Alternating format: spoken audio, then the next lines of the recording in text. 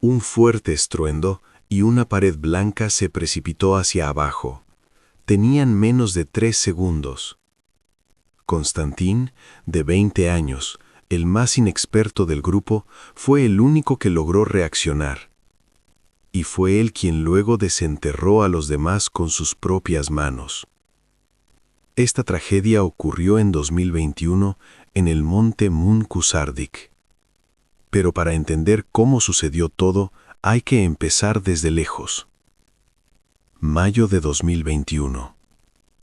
Los largos días festivos son el momento ideal para escaparse a las montañas después del invierno.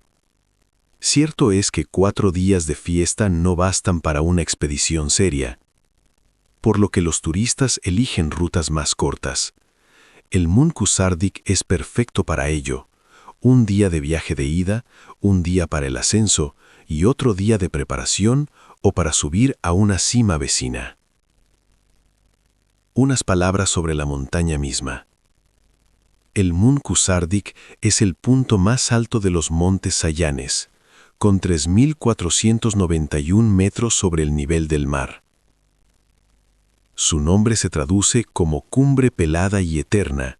La cima está cubierta de hielo y nieve durante todo el año. El viento allí casi nunca cesa. Se desprende de la cordillera y arrastra consigo esquirlas de hielo que cortan la cara incluso a través de un pasamontañas. Para los buriatos es un lugar sagrado. Antiguamente no se podía subir así como así. Se requerían ritos especiales y el permiso de los espíritus. A las mujeres se les prohibía incluso acercarse a la montaña. Se creía que los espíritus no toleraban a los extraños y que la montaña misma decidía a quién dejar pasar. Ahora todo es más sencillo. Se han trazado rutas y no se requieren rituales. Pero los lugareños todavía dicen que la montaña recuerda. Hacia la cima conducen senderos de diferente dificultad, 1B, 2A, 2B. También existen variantes más serias para alpinistas preparados. En el turismo deportivo, la primera categoría se considera la más fácil y la sexta la más difícil. Resulta que la mayoría de las rutas del Munkusardik no son técnicamente complicadas y son accesibles para casi cualquiera que esté un poco familiarizado con las montañas. Así al menos está escrito en las guías. En la práctica, todo depende de la temporada. Un sendero de verano y una ladera de primavera son 2 mundos diferentes. El punto de partida es el puente sobre el río Irkut Blanco. Aquí los turistas dejan sus coches y continúan a pie o en quads por un coste adicional. En mayo, el río todavía está cubierto de hielo, pero ya no es fiable. En algunos lugares se hunde bajo los pies y cruje. Caminas y escuchas, cada sonido bajo la suela parece una advertencia. La mayoría se detiene a pasar la noche en Strelka, donde el río de montaña Muguwek desemboca en el Irkut Blanco. Desde el puente hasta este lugar hay unos 5 kilómetros a través de un pintoresco desfiladero. Las paredes del desfiladero se estrechan, el sol apenas llega aquí y el frío es diferente, húmedo, penetrante hasta los huesos. En Strelka, en la zona boscosa, hay tiendas de campaña con estufas por 700 rublos por persona y noche. También se puede montar la propia. La estufa zumba toda la noche, desprendiendo un olor a humo de abedul y a lona mojada. Hay una infraestructura mínima. Durante la temporada, miles de personas pasan por aquí, especialmente durante los festivos de mayo. Pero hay un matiz importante que muchos pasan por alto.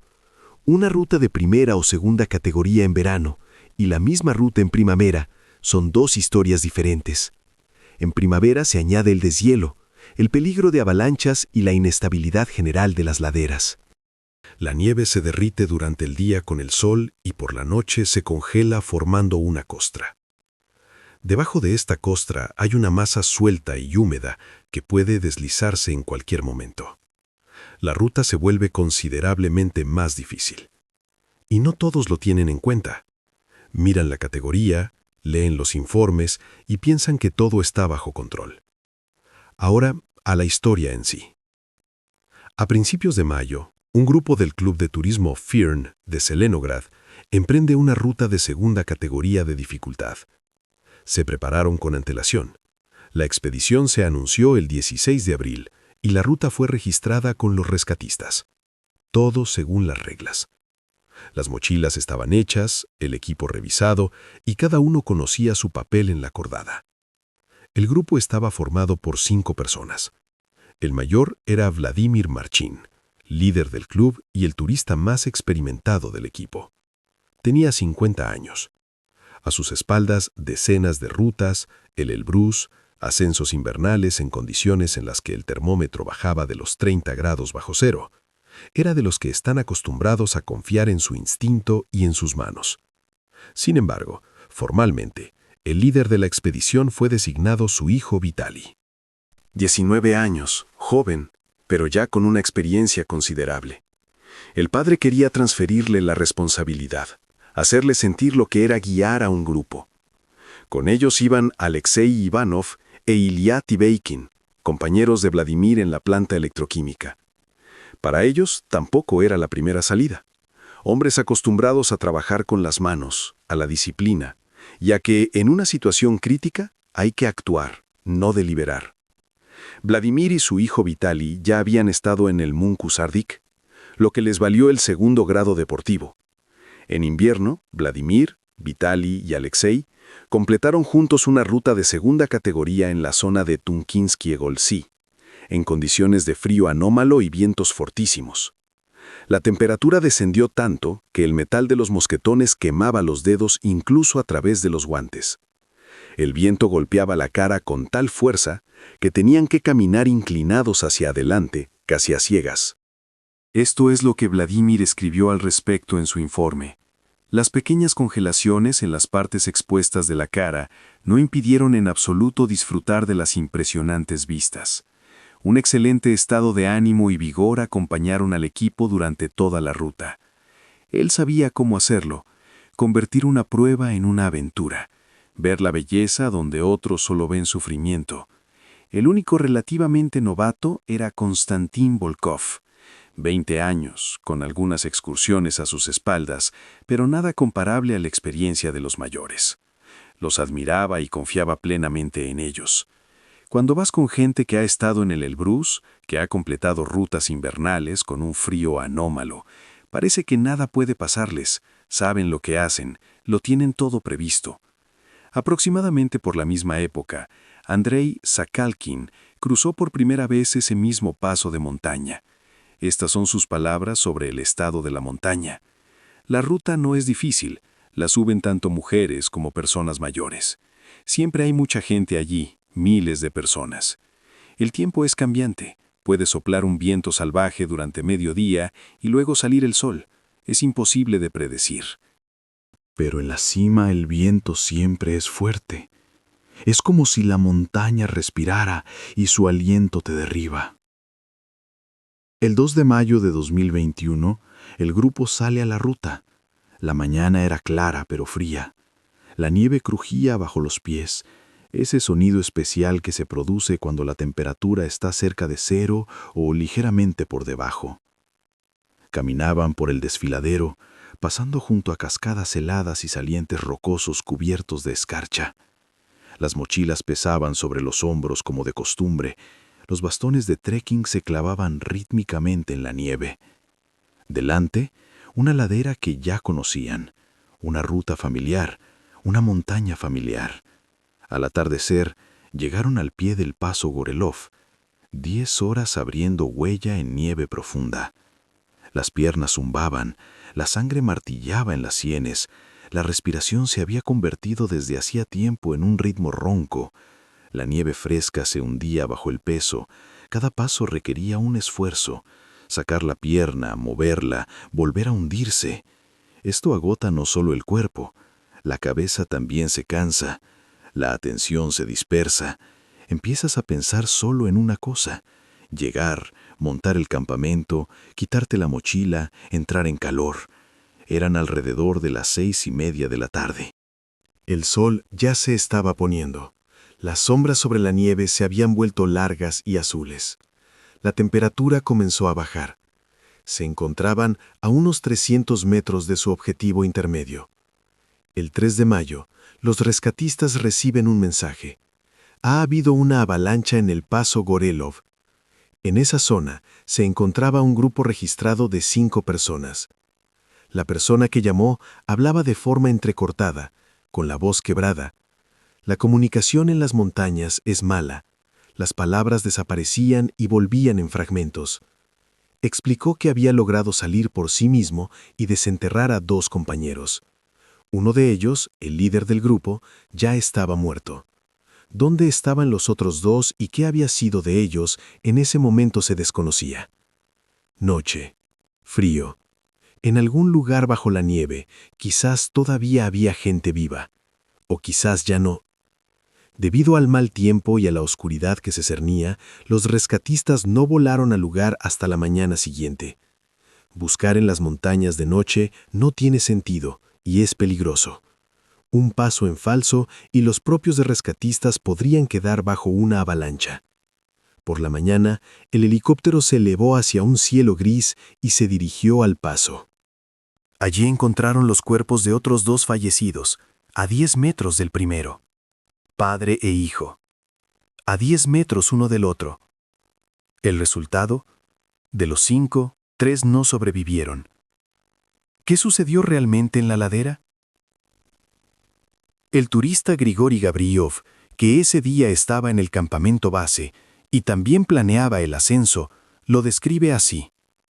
Su grupo estaba en el lago y oyó cómo se producía la avalancha. Primero, un golpe sordo, como si algo enorme hubiera estallado dentro de la montaña. Luego un estruendo creciente. En el campamento, hasta las mesas temblaron. La vibración se transmitió por la tierra, por las rocas, por todo. Lo más probable es que el desprendimiento fuera provocado por un terremoto, un microsismo que nadie notó, pero que la montaña sí notó. El propio Grigori no subió a la cima ese día. Tuvo un mal presentimiento. No podía explicarlo. Simplemente sentía que no debía. Según él, la montaña en realidad no es fácil, aunque se promociona como muy accesible. Hace mucho frío, se necesita ropa de alpinismo profesional y equipo antiavalanchas. Y la mayoría solo lleva casco, piolet y crampones.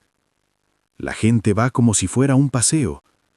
Miran las estadísticas. Miles de personas las suben y piensan que es fácil. Las estadísticas no hablan de aquellos que no tuvieron suerte. Irónicamente, el menos afectado fue el participante más inexperto, Konstantin Volkov, de 20 años. La avalancha solo lo rozó. La masa de nieve pasó a su lado, lo empujó, lo derribó, pero no lo cubrió por completo. Salió rápidamente por sí mismo, escupiendo nieve, sin entender de inmediato lo que había sucedido. Le zumbaban los oídos. El mundo a su alrededor había cambiado en segundos. Donde hacía un momento había gente, ahora yacía un caos blanco. Esto es lo que contó después. Oímos un fuerte estruendo y vimos que una masa de nieve se movía hacia nosotros. Daba mucho miedo. Miedo no es la palabra exacta, es otra cosa. Cuando te das cuenta de que no hay a dónde correr, de que ahora te va a cubrir, el tiempo se estira. Cada segundo se vuelve largo y viscoso. Lo ves todo, cómo la nieve rueda hacia abajo, cómo levanta polvo blanco, cómo un compañero a tu lado intenta girarse y no le da tiempo. Pero Konstantin no entró en pánico. Algo dentro de él se activó. Tal vez el instinto, tal vez esa tontería juvenil que a veces salva vidas. Inmediatamente se lanzó a desenterrar a sus compañeros, con las manos desnudas, porque no había pala. La nieve se le metía bajo las uñas, los dedos se le entumecieron casi al instante, pero siguió cavando, metódicamente, rápido, sin pensar en nada más que en una cosa: ahí abajo hay alguien. Y lo consiguió. Sacó a Ilya Tibeikin. Estaba vivo. Tosió, empezó a respirar, abrió los ojos. Juntos encontraron a Vladimir Marchin bajo la gruesa capa de nieve, pero él ya no respiraba. Su rostro estaba tranquilo, casi sereno. La nieve le había llenado la boca y la nariz. Se asfixió en los primeros minutos. No pudieron encontrar a los demás. La capa de nieve era demasiado profunda. Cavaron hasta que se les agotaron las fuerzas. Entonces se dieron cuenta. Sin palas, sin sondas, era inútil. Así recuerda ese momento Ilya Tibeikin. Todo sucedió a unos 300 metros de nuestro objetivo intermedio, sobre las 6:30 de la tarde. Oyó el característico estruendo, el sonido de la placa de nieve desprendiéndose de la ladera. Un sonido que recordará toda su vida. Seco, brusco, como si alguien hubiera dado una palmada justo al lado de su oído. Y lo supo de inmediato. No podría escapar. Una avalancha es más rápida que un ser humano. Siempre es más rápida. Solo tuvo tiempo de encogerse, pegar los brazos al pecho, agacharse. Sintió un golpe, pesado, con todo el cuerpo. Durante unos segundos, la masa de nieve lo revolvió como en una lavadora. No sabía dónde estaba arriba y dónde abajo. Luego todo se detuvo. Oscuridad. Presión por todos lados. La nieve era densa, compactada. No podía moverse. Respirar era difícil. Había poco aire. Y silencio. Un silencio absoluto, como solo existe bajo la nieve. Los supervivientes pasaron toda la noche hasta la mañana, junto al cuerpo de su compañero fallecido, envueltos en sacos de dormir. Una noche en las montañas a esa altitud es un frío especial. Penetra en todas partes, en el saco de dormir, en la ropa, en los huesos. Los dientes castañetean tanto que te duele la mandíbula. No puedes dormir y no puedes no dormir. El cuerpo se desconecta a intervalos, por unos minutos, y luego te despiertas de nuevo por el frío y por la conciencia de que a tu lado yace un hombre muerto, que en algún lugar bajo la nieve hay otros dos, que no puedes hacer nada, solo esperar el amanecer. En la mañana del 4 de mayo, fueron evacuados en helicóptero a Irkutsk y entregados a los médicos. Ambos estaban en estado de shock. Tenían congelaciones en las manos y en la cara. Ilya apenas hablaba, miraba a un punto fijo. Konstantin parecía estar mejor, pero le temblaban las manos. El cuerpo aún no había comprendido que todo había terminado. La operación de búsqueda y rescate fue coordinada por un rescatista experimentado. Cuenta: salimos de noche, tan pronto como recibimos el aviso de la avalancha. Oscuridad. Las linternas cortan el velo de nieve. La costra helada cruje bajo los pies. Pero en el camino evaluamos la situación. El riesgo de nuevas avalanchas era demasiado alto. La nieve en las laderas era inestable. Cualquier sonido podía provocar una nueva. Tomamos la decisión de regresar y esperar el amanecer. Una decisión difícil. Allá arriba quizás todavía había alguien vivo, pero si los rescatistas mueren, no salvarán a nadie. Cerca de la 1 de la madrugada, bajamos al campamento base y a las 4:30 de la mañana salimos de nuevo a la ruta. Los rescatistas federales fueron en helicóptero. Él pidió que los llevaran también a ellos, pero se negaron. Tuvieron que caminar durante 6 horas a través de zonas con peligro de avalancha. Cada ladera era como una ruleta rusa. Caminas y piensas, ¿aguantará o no? La nieve se hunde bajo tus pies, emite un sonido sordo y te detienes un segundo, escuchando. Luego sigues adelante. Cuando llegaron, los supervivientes ya habían sido evacuados, pero los cuerpos de los fallecidos aún no habían sido encontrados. La búsqueda duró literalmente 2 minutos. 2 cuerpos yacían a 10 metros del primero que encontraron, el de Vladimir Marchin. Padre e hijo, Vitali y Alexei. Fueron sepultados casi simultáneamente. No tuvieron tiempo de hacer nada, ni de quitarse las mochilas, ni de intentar nadar para salir. La avalancha fue demasiado rápida. En el lugar del desprendimiento se veía que la masa de nieve parecía haberse deslizado por un tobogán de hielo, un canal liso y abajo un cúmulo de bloques de nieve. Los turistas experimentados lo saben. Las zonas con peligro de avalancha no se cruzan por la tarde. Se hace temprano por la mañana, cuando la nieve se ha congelado durante la noche y está más firme. Después de una nevada, los alpinistas suelen esperar un día entero antes de salir a la montaña. La nieve necesita asentarse, compactarse. De lo contrario, es una lotería. Lo más probable es que el grupo, al caminar sobre la nieve fresca, cortara la propia capa de nieve que se deslizó hacia abajo. Se convirtieron en el detonante. Caminaban, abrían huella, y cada paso alteraba el frágil equilibrio. Y entonces, el equilibrio se rompió. Alexander Klepikov, maestro del deporte en alpinismo, explica la mecánica de lo sucedido.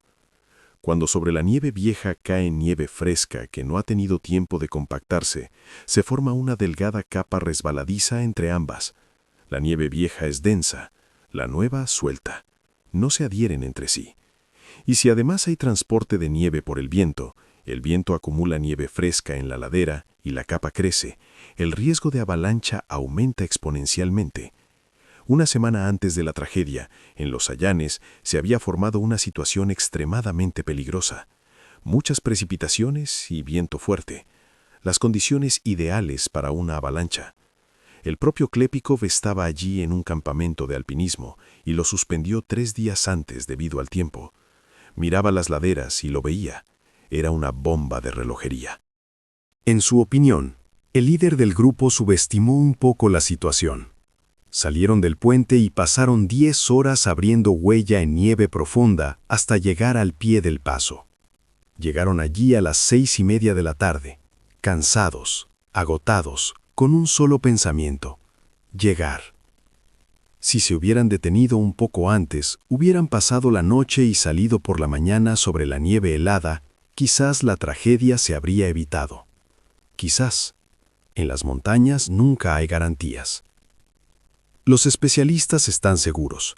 La mayoría de las veces, las víctimas de las montañas son o turistas completamente inexpertos, o, por el contrario, demasiado experimentados, aquellos que sobreestiman sus fuerzas. Los novatos mueren por desconocimiento, los experimentados por exceso de confianza. Ambas cosas son una trampa. Durante la operación de búsqueda, los rescatistas notaron un detalle importante. Las mochilas de los fallecidos estaban firmemente sujetas y las dragoneras de los bastones de trekking apretadas en las muñecas. Esto significa una cosa: no esperaban una avalancha, no se prepararon para ella. Seguían una ruta que miles de personas habían recorrido antes que ellos. Al cruzar zonas con peligro de avalancha, se recomienda desabrochar la correa del pecho y el cinturón de la mochila y quitarse las dragoneras de los bastones. La lógica es simple.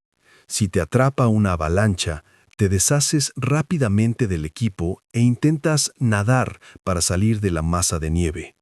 Mueves los brazos como un nadador. Intentas mantenerte en la superficie. Las posibilidades de sobrevivir aumentan considerablemente.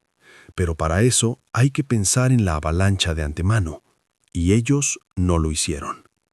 Normalmente en este tipo de análisis se suelen señalar los errores específicos de los participantes o del líder, pero aquí no todo es tan claro. Aparentemente todo se hizo correctamente. Un grupo experimentado, un líder competente, registro con los rescatistas, equipo revisado. No eran novatos temerarios, sabían lo que hacían. Y aún así, parece que la causa fue una trágica concatenación de circunstancias. Un terremoto que nadie sintió, nieve fresca que se asentó de forma incorrecta, la hora del día cuando la ladera ya empezaba a soltarse. Todo confluyó en un solo punto, y ese punto resultó ser mortal. Eso también sucede. Las montañas no perdonan, pero no siempre avisan. Y sin embargo, cabe destacar una cosa. Los turistas experimentados a menudo subestiman las montañas de baja altitud. La lógica es más o menos esta. Si he subido a 5000, si he estado en el Elbrus, si he sobrevivido a rutas invernales, entonces aquí puedo relajarme un poco. La categoría no es alta, la ruta la hacen hasta las abuelas. Es una trampa, peligrosa porque es imperceptible. El Munkus Ardik no es el Everest, pero mata, y mató. A cualquier montaña donde haya nieve, especialmente en entretiempo, se debe llevar equipo de avalancha. Como mínimo, palas de avalancha o al menos cintas de avalancha. Las cintas no pesan casi nada, son simplemente una tira de tela de colores vivos que se arrastra detrás de ti y permanece en la superficie si queda sepultado. Te encontrarán gracias a ella. Un detector de víctimas de avalanchas es aún mejor. Emite una señal y los rescatistas la siguen. Todo esto puede salvar una vida. Los cuerpos se encontraron rápidamente, lo que significa que había una oportunidad de desenterrar a todos a tiempo si hubieran tenido el equipo necesario. 2 minutos para la búsqueda. Si hubieran tenido detectores y palas, quizás lo habrían logrado, quizás no. Pero habría habido una oportunidad. E incluso si no se tiene nada de esto, las zonas con peligro de avalancha se cruzan manteniendo una gran distancia entre los participantes. No encordada, no uno detrás de otro, sino con una separación de decenas de metros. Así existe la posibilidad de que la avalancha no cubra a todos y los que queden puedan desenterrar rápidamente a sus compañeros. Constantín sobrevivió precisamente por eso. Iba un poco apartado y la avalancha solo lo rozó, y él desenterró a Ilya. Una persona, un par de manos y una vida salvada. Mención aparte merecen las acciones de Konstantin Volkov. 20 años, el más inexperto del grupo, su primera expedición seria, y no entró en pánico. No corrió ladera abajo para salvarse, no se sentó en la nieve agarrándose la cabeza con las manos. Empezó a cavar de inmediato, con las manos desnudas, en estado de shock, sin entender bien lo que estaba pasando, pero cavó y salvó la vida de una persona. No todo el mundo es capaz de hacer eso. Incluso los alpinistas experimentados a veces se pierden en una situación crítica, pero él no. Quizás eso es lo que diferencia a unas personas de otras. No la experiencia, no la preparación, sino algo dentro que se activa cuando todo se va al diablo. Fallecieron Alexei Ivanov y Vitaly y Vladimir Marchin, padre e hijo. Tenían 50 y 19 años. 2 generaciones, una misma pasión. Iban juntos a las montañas, pasaban frío juntos, superaban rutas juntos. Y murieron a 10 metros el uno del otro. A Alexei le sobrevive su joven esposa. Escribió en las redes sociales: «Estarás por siempre en mi corazón». Unas pocas palabras. ¿Qué más se puede decir? A Vladimir le sobreviven su esposa y una hija adulta. Su estado en las redes sociales decía: «Las montañas llaman». Él respondió. Y se quedó en las montañas para siempre. Ahora esa frase suena diferente, no como un lema, sino como un epitafio. Una historia triste. Y la conclusión aquí quizás es solo una. Prepárense para las excursiones sencillas exactamente igual que se preparan para las difíciles. Las montañas no distinguen entre experimentados y novatos. Las montañas simplemente existen, y nosotros vamos a ellas de visita. Y no siempre regresamos.